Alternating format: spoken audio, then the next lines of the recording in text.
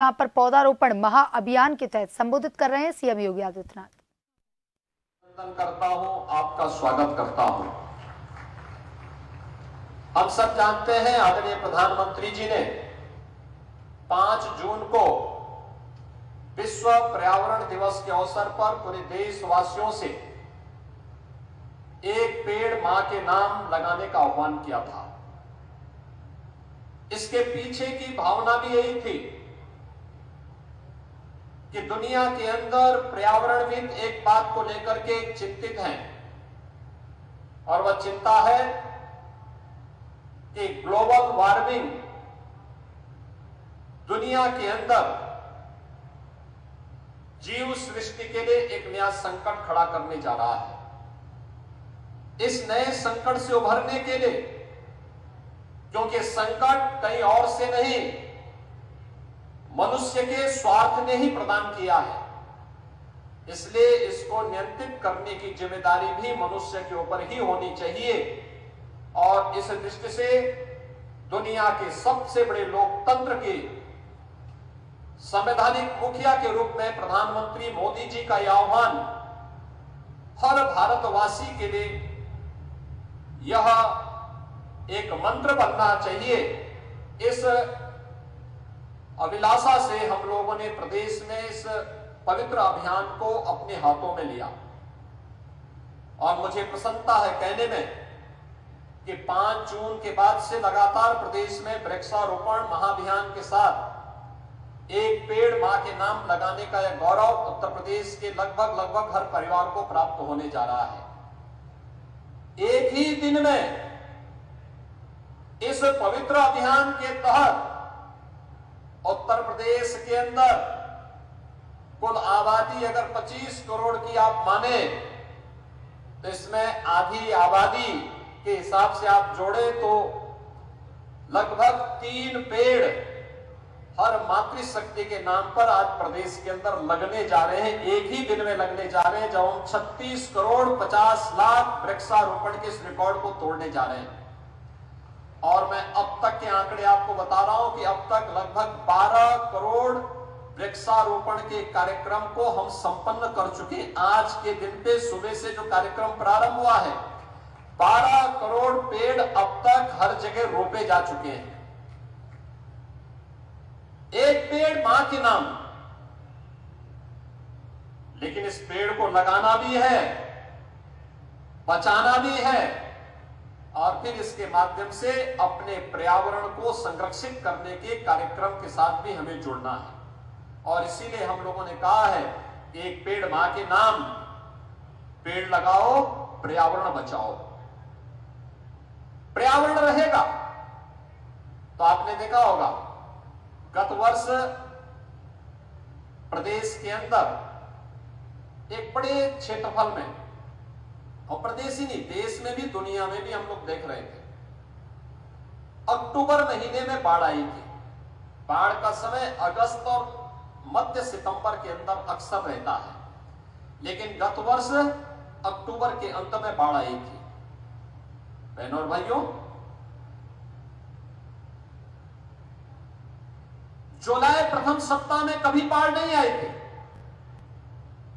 पहली बार जुलाई प्रथम सप्ताह में भी बाढ़ की विभीषिका को हम सब कुछ झेलने के लिए मजबूर हुआ था। 24 जनपद अकेले उत्तर प्रदेश में 20 लाख से अधिक की आबादी नेपाल और उत्तराखंड में आई अतिवृष्टि के कारण बाढ़ की चपेट में आए। ये ग्लोबल वार्मिंग के ही दुष्प्रभाव हैं और मुझे लगता है कि इस बार का मई और जून का महीना लोगों को एक लंबे समय तक स्मरण रहेगा। टेम्परेचर सामान्यतः हम देखते थे, टेम्परेचर यहाँ का अमूमन जो देखते थे 42 से लेके 45 के बीच में होता था, लेकिन इस बार टेम्परेचर को 47 से लेके 50 डिग्री तक पहुंचते हुए हम सब ने देखा है। ये वे दुष्प्रभाव हैं जो ग्लोबल वार्मिंग के रूप में दुनिया के पर्यावरणविद हम सबको लगातार देते रहे हैं और यह जल का संकट भी खड़ा करेगा। तमाम परिवर्तन के कारण असमय बारिश की संकट पैदा करेगा। कहीं सूखा का संकट खड़ा करेगा और इसके कारण होने वाले परिवर्तन से तमाम स्थलों पर अकाल पड़ने की संभावना भी पनपती हुई दिखाई देती है। इन सब से बचाव के लिए ही आदरणीय प्रधानमंत्री जी के मार्गदर्शन और नेतृत्व में उत्तर प्रदेश ने 2017 में सरकार बनने के बाद वृक्षारोपण के इस महाअभियान के साथ आगे अपना कार्य करना प्रारंभ किया। और मुझे प्रसन्नता है, आज जहां हम लोग एक ही दिन में 36 करोड़ 50 लाख वृक्षारोपण के इस कार्यक्रम को संपन्न करेंगे, वहीं पिछले 7 वर्ष में प्रदेश में भारतीय जनता पार्टी नेतृत्व की सरकार ने अब तक 168 करोड़ वृक्षारोपण के कार्यक्रम को संपन्न किया है। और 168 करोड़ वृक्षारोपण के कार्यक्रम के साथ जुड़ने के साथ ही प्रदेश के अंदर मुझे बताते हुए प्रसन्नता है कि जो हमने थर्ड पार्टी इन सभी लगाए गए पेड़ों को देखा है, लगभग 75 से 80% पेड़ अभी भी जीवित हैं, अच्छी वाटिका के रूप में वहां पर वे आगे बढ़ रहे हैं। यह प्रदेश सरकार के द्वारा किए गए कार्यक्रम का अभियान का एक परिणाम है। और केवल इसको अगर मैं बोलूं, हो सकता है लोगों के लिए विश्वसनीय हो, आज वैश्विक संस्थाएं इसे मान्यता दे रही है। अभी आपने देखा होगा, हमने 10 किसानों को यहां पे कार्बन क्रेडिट से, यानी कार्बन उत्सर्जन से जो पर्यावरण को क्षति हो रही है उसके बचाव के लिए जिन किसानों ने अब तक पेड़ लगाने के इस अभियान के साथ सफलतापूर्वक अपने कार्यक्रम को आगे किया, अपना रजिस्ट्रेशन कराया, वैश्विक संस्थाएं आकर के उनका निरीक्षण की, उन्हें यहां पर कार्बन क्रेडिट के रूप में धनराशि उपलब्ध करवाने की व्यवस्था भी नेट जीरो के लक्ष्य को प्राप्त करने की दिशा में दिया गया। और उत्तर प्रदेश सरकार के द्वारा इस प्रयास का परिणाम है कि उत्तर प्रदेश सरकार को इसके लिए 200 करोड़ रुपए का अनुदान भी प्राप्त हो रहा है, जिसमें वह कार्बन उत्सर्जन को रोकने में इन पेड़ों ने, जो पेड़ लगाए गए, लगातार उन किसानों को 5 वर्ष तक धनराशि मिलेगी। पहले चरण में हम लोग आज 25,000 किसानों को इस सुविधा का लाभ प्रदान कर रहे हैं। आप अनुमान कर सकते हैं कि 200 करोड़ रुपए किसानों के खाते में जाएंगे, पेड़ लगाएंगे, उस पेड़ का किसी ने इमारती लकड़ी के रूप में, किसी ने फलदार, किसी ने औषधीय, किसी ने पीपल, पाकड़, बरगद, किसी ने नवग्रह वाटिका लगाई होगी, किसी ने हरशंकरी लगाई होगी, किसी ने नक्षत्रशाला लगाई होगी और किसी ने अन्य कार्यक्रम के साथ जुड़ करके इस अभियान को आगे बढ़ाया। लेकिन वैश्विक संस्थाएं उसे मान्यता दे रही है। 200 करोड़ रुपए की राशि उत्तर प्रदेश को प्राप्त हो रही है। बहनों और भाइयों, लखनऊ आज प्रदेश का सबसे बड़ा महानगर के रूप में अपने आप को स्थापित किया है। ये प्रदेश की राजधानी भी है।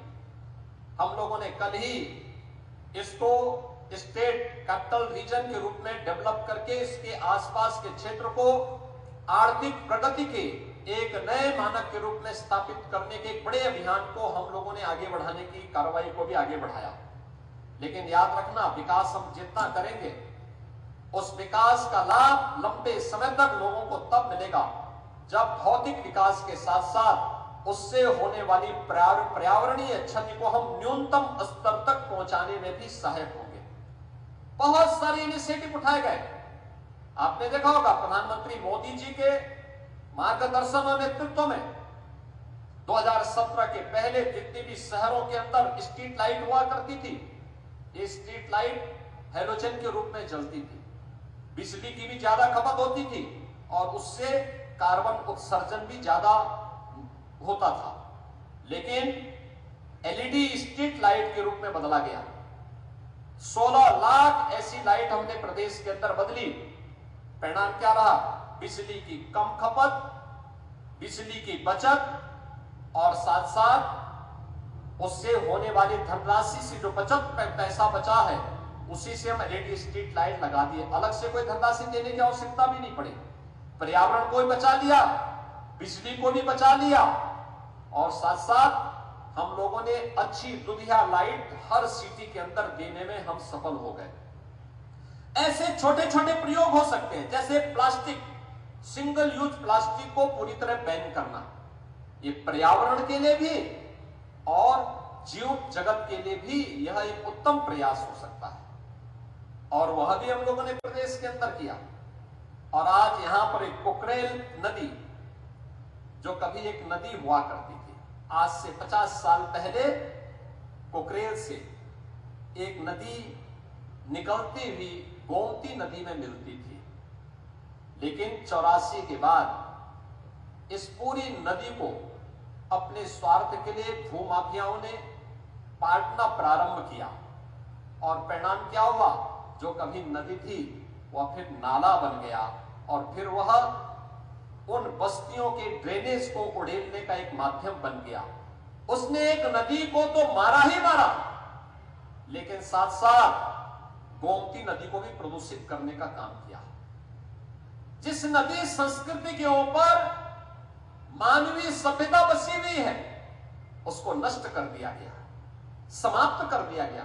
गोमती नदी लखनऊ में आकर के कितनी काली हो गई है, किस प्रकार की स्थिति को पहुंच चुकी है। क्या इस पाप से हम कभी वंचित रह पाएंगे जो यहां पर हुआ?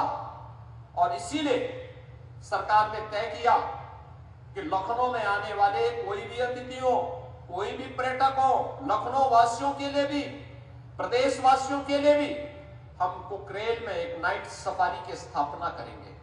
नाइट सफारी यहां पे लोगों के पर्यटन और मनोरंजन के साथ साथ ज्ञानवर्धन का भी एक केंद्र बनेगा, लेकिन साथ साथ इको टूरिज्म के एक बेहतरीन स्पॉट के रूप में हम पूरे कोकरेल क्षेत्र को डेवलप करेंगे। और उसी क्रम में आपने देखा होगा इस क्षेत्र में जो अतिक्रमण था, उस अतिक्रमण को हटा करके जिन लोगों ने यहां पर रजिस्ट्री की थी, उन लोगों को जिनके पास आवास नहीं थे, उनको आवास उपलब्ध कराए गए। ऐसे 2100 परिवारों को भी एक एक आवास उपलब्ध करवाने का कार्य एलडीए ने प्रशासन की मदद से यहां पर संपन्न किया, उनको व्यवस्थित पुनर्वास हुआ।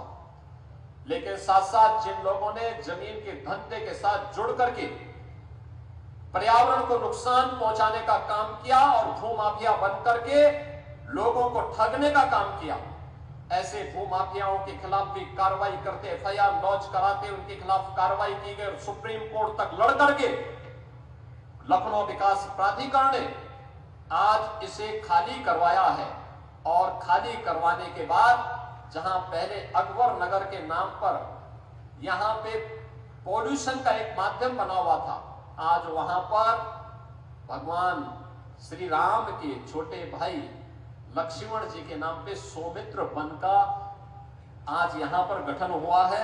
ये जो जितने भी पेड़ लगाए जा रहे हैं, ये सौमित्र वन ही हैं, ये सौमित्र वन के ही हो रहे हैं। हरशंकरी के एक वाटिका मुझे भी यहां पे लगाने का अवसर प्राप्त हुआ है।